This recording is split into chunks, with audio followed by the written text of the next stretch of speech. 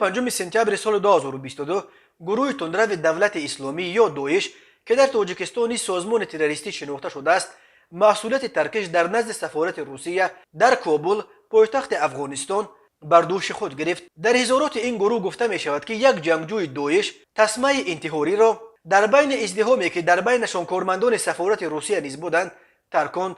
دویش در حال مسئولیت باز یک حمله مرگ طلبانه در پایتخت افغانستان را به عهده گرفت که حرکت تندرو طالبان که یک سال باز حکومت را در این کشور جنگ زده به دست خود گرفته است اخیراً ادعا کرده بود که دویش در افغانستان تقریباً به پورگی نابود کرده شده و دیگر تهدید ایجاد کرده نمیتواند. حمله به سفارت روسیه نخستین حمله به یک سفارتخانه خارجی در کابل در یک سال در افغانستان به قدرت رسیدن طالبان است. بنا به گزارش‌ها بر اثر ترکشی که صبح 5 سپتامبر ساعت 2:50 به وقت کابل رخ داد دست کم 6 نفر از جمله 2 کارمند سفارت روسیه و 4 شهروند افغانستان کشته شدند.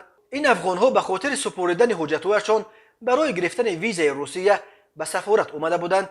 2 کارمندان کشته شده سفارت آنهایی بودند که آن لحظه برای گرفتن اسناد آورده داوطلبان ویزا پیش دروازه سفارت بر آمده بودند. رئیس کمیته تفتیشات روسیه الکساندر باستریکین امر داده است که در رابطه به علاقه کارمندان سفارت روسیه در افغانستان پرونده جنایی بکشایند. به نوبت خود وزارت خارجه افغانستان اظهار امید کرد که این حمله تروریستی بر روابط مقامات کنونی این کشور با مسکو تأثیر منفی نخواهد رساند. ما با روسیه روابط تنگاتنگ داریم و ما نمیگذاریم که چنین عملهای منفی دشمنان بر روابط دو کشور تأثیر منفی گذارند، نوشته سخنگوی وزارت خارجه افغانستان عبدالقهار بلخی در توییتر. او همچنین خبر داد که وزارت خارجه افغانستان امیرخان متقی به سرگئی لاوروف زنگ زده به او در رابطه به حمله خونین به سفارت روسیه در کابل اظهار تسلیت کرده است.